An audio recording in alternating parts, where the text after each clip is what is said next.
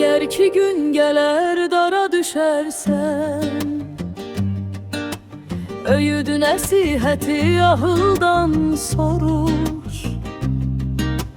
Daim səslənərsən, keçmiş dön deyə, onun da cavabın nağıldan soruş.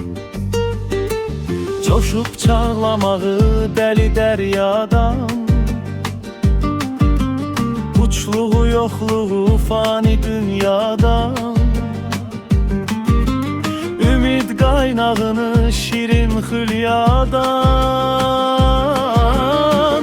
zəmi qucağını taxıldan soruş. Əgər ki gün gələr dara düşərsən, öyüd nəsihəti ahıldan soruş. Daim səslənərsən, keçmiş dön deyə, onun da cavabın nağıldan soruş.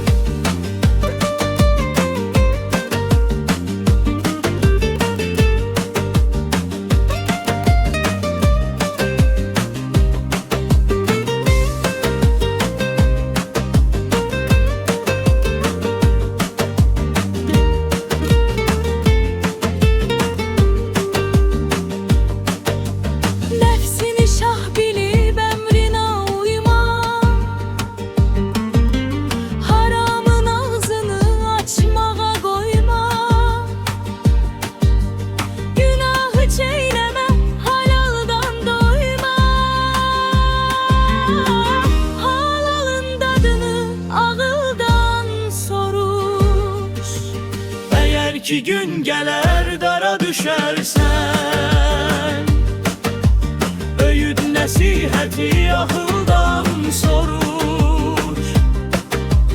Daim səslənərsən, keçmiş dön deyə, onun da cavabın nağıldan soruş. Ucalıq bəxş olub əziz şəhidə, məqamı çaşdırıb mehi şehidə, cömertlik zinətdir polad igidə, simitli aç göz paxıldan soruş. Əgər ki gün gələr dara düşərsən, öyüd nəsihəti ahıldan soruş. Daim səslənərsən, keçmiş dön deyə, onun da cavabın nağıldan soruş. Onun da cavabın nağıldan soruş.